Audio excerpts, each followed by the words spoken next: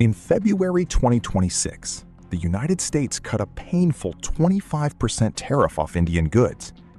Washington said India had agreed to stop buying Russian oil. India never actually confirmed that. And within weeks, Indian refiners were quietly back in the market for Russian crude.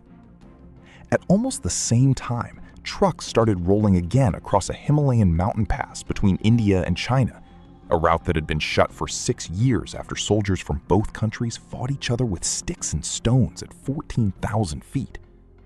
And through all of this, India kept buying more Russian missile systems, kept deepening defense ties with Washington, and kept sending its foreign minister to sit across the table from China's foreign minister, all in the same few months. So here's the question.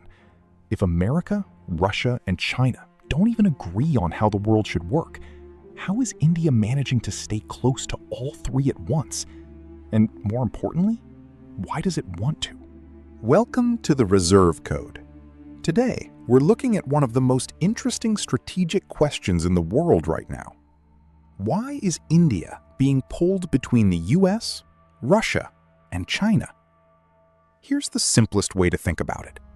India is the world's most populous country, one of its fastest-growing large economies, and it sits right in the middle of a region where three superpowers all want something. The United States wants India as a partner to balance China's rise in Asia. Russia wants India as a loyal buyer of its oil and weapons, especially now that the West has cut Russia off. China wants India as a market and a manufacturing base, even while the two compete for influence across Asia. India, for its part, wants one thing above everything else. It wants room to make its own choices, instead of being told what to do by any single power. There's a phrase for this in diplomacy: strategic autonomy. That sounds complicated, but it just means India wants to decide its own path, instead of becoming dependent on one country for its economy, its energy, or its weapons. Now, here's where it gets interesting. What America wants from India and what Russia wants from India don't always line up. And what China wants sits somewhere else entirely. India isn't just balancing three friendships, it's trying to extract value from three relationships that are, in some ways, pulling in opposite directions. Let's start with the US relationship, because it's the one that's changed the fastest. Trade is the backbone of it. In February 2026, Washington and New Delhi struck an interim trade deal that cut tariffs on Indian exports from a punishing 50% down to 18%. That 50% had included a 25% penalty specifically tied to India's purchases of Russian oil. When that penalty came off, it wasn't just a tax cut, it was a signal that both countries needed each other more than they needed to keep fighting. Think about what that tariff actually means for a normal business.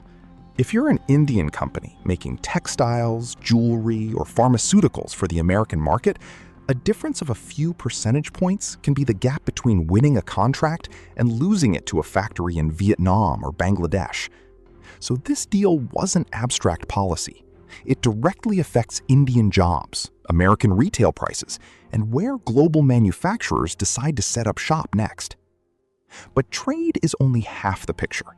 The deeper story is technology and defense. Washington sees India as a natural partner in the Indo-Pacific, the region stretching from the Indian Ocean to the Pacific, because India shares a long, tense border with China and has its own reasons to want China's power kept in check. That's the logic behind groupings like the Quad, the informal security dialogue between the US, India, Japan, and Australia. It's not a military alliance in the traditional sense. It's more like four countries agreeing that an unchecked China isn't good for any of them. But the relationship isn't friction-free. The Russian oil question hasn't actually gone away. Indian officials have never confirmed they'll fully stop buying it, and Russia says India hasn't told Moscow anything about cutting ties. There have also been disputes over specific industries, like the steep countervailing duties the US placed on Indian solar panel imports earlier this year. So even as the two countries grow closer, they still argue like two people with genuinely different priorities. Now, Why does India hang on to Russia at all when it's clearly building a much bigger relationship with the United States? Two words: history and hardware. For decades, most of India's military was built on Soviet and then Russian equipment. Fighter jets, tanks, submarines, a huge share of it traces back to Moscow. India is currently receiving the final batches of a $5.4 billion deal for S-400 air defense systems, some of the most advanced long-range missile defense in the world, and reports this year suggest India may buy even more. Switching away from Russian hardware isn't like changing a phone brand. It takes decades, and in the meantime, you need spare parts, maintenance, and training that only the original supplier can easily provide. Energy is the other piece. Since Russia invaded Ukraine in 2022, Western countries have avoided Russian oil, which pushed Moscow to sell it at a discount to whoever would still buy. India became one of the biggest buyers of that discounted crude. For a country that imports most of its oil, cheap fuel isn't a luxury. It's a real economic cushion for hundreds of millions of people.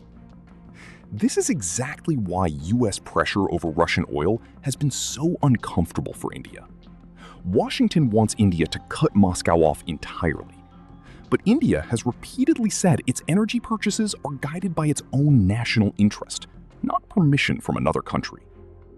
Even after the tariff relief in February, Indian refiners went quiet on Russian oil for a while, only to start buying again within weeks. So Russia isn't a relationship India keeps out of nostalgia. It's a relationship India keeps because walking away from it would mean higher fuel prices and a defense system with no spare parts. This is the most complicated relationship of the three, because China is not a distant power India can choose to engage with or ignore. China is the neighbor.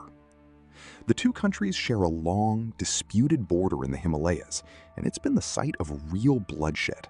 A deadly clash in 2020 that froze relations for years. Troops from both sides still sit across from each other along parts of that frontier. And yet, at the same time, China is one of India's largest trading partners, with bilateral trade reaching around $155 billion last year. Indian factories depend on Chinese components, batteries, and machinery to build almost everything from smartphones to solar panels. You can be strategic rivals with a country and still need its factories to keep your own economy running. That's not a contradiction. It's just how modern economies work. Since late 2024, the two governments have been cautiously thawing relations. Troops disengaged from the most dangerous friction points, direct flights are slowly coming back, and this year, border trade routes shut for 6 years, including the historic Nathu Law Pass, reopened. China's president is expected to visit India later this year for a major summit. But nobody is calling this a resolution. India's foreign minister has been clear that any real improvement in ties depends on peace and stability along the border first. Analysts describe what's happening as a tactical truce, not a strategic reset. Both countries want predictability, not friendship. And China's deep military and economic ties with Pakistan, India's other regional rival, remain a constant source of suspicion in New Delhi.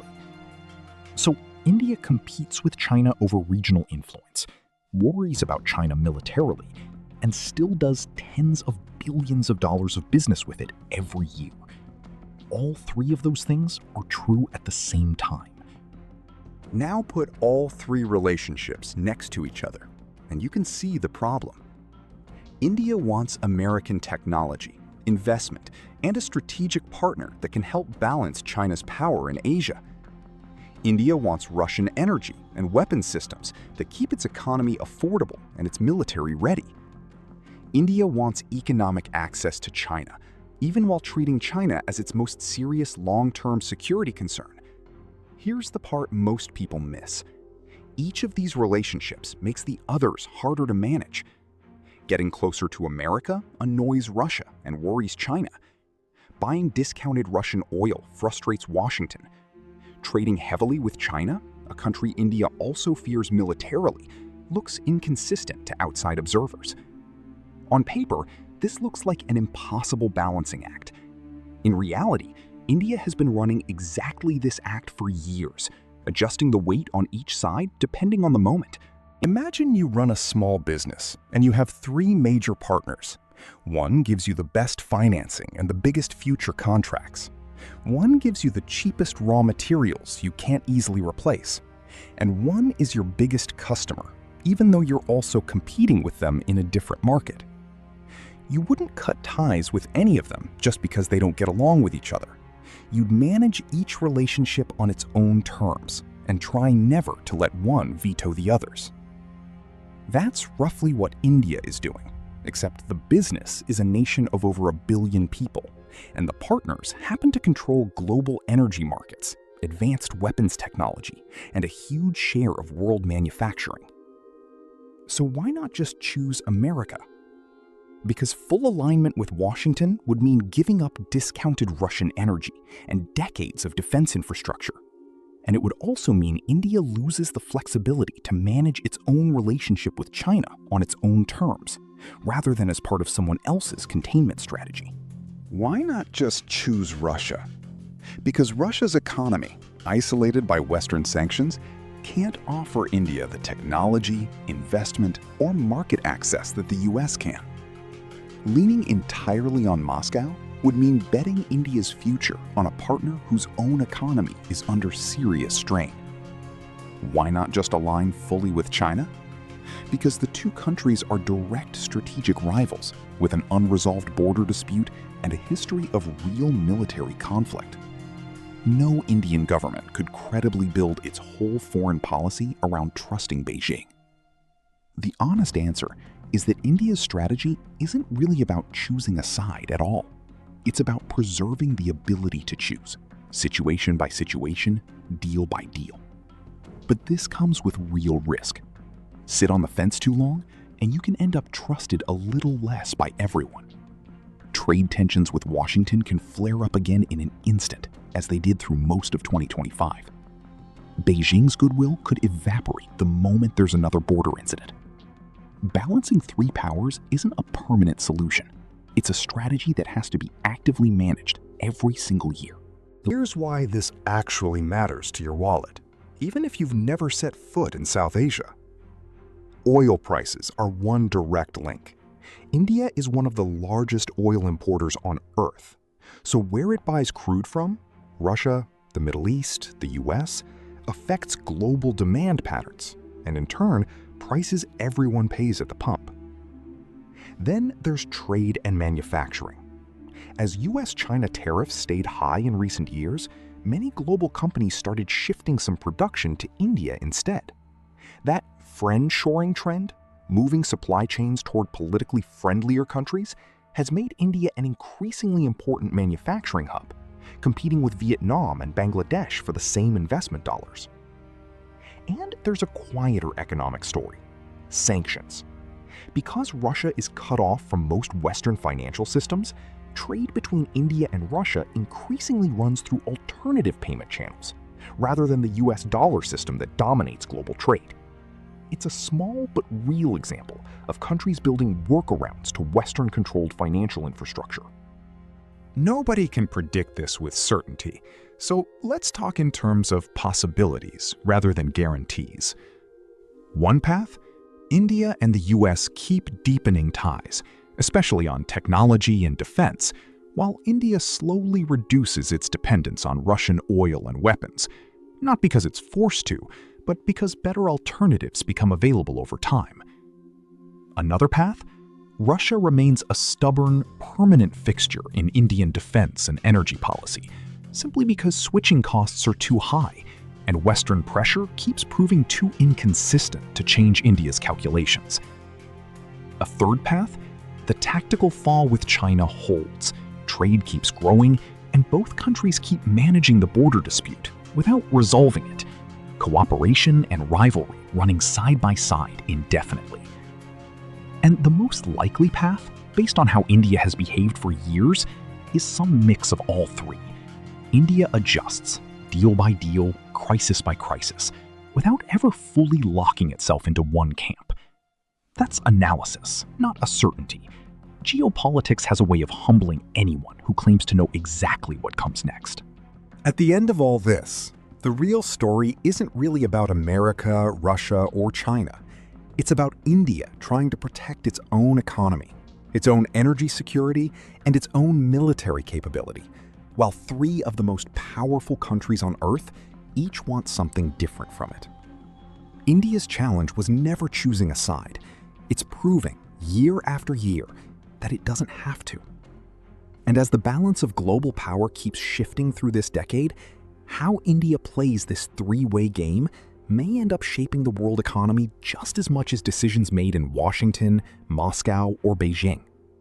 If this kind of breakdown helped you understand what's actually going on in the world right now, give this video a like and subscribe to the Reserve Code for more of these deep dives into money, power, and geopolitics. Do you think India should move closer to the United States, maintain its traditional relationship with Russia, or keep balancing between all three? Let me know what you think in the comments. Thank you for watching. I will see you in the next video. Take care.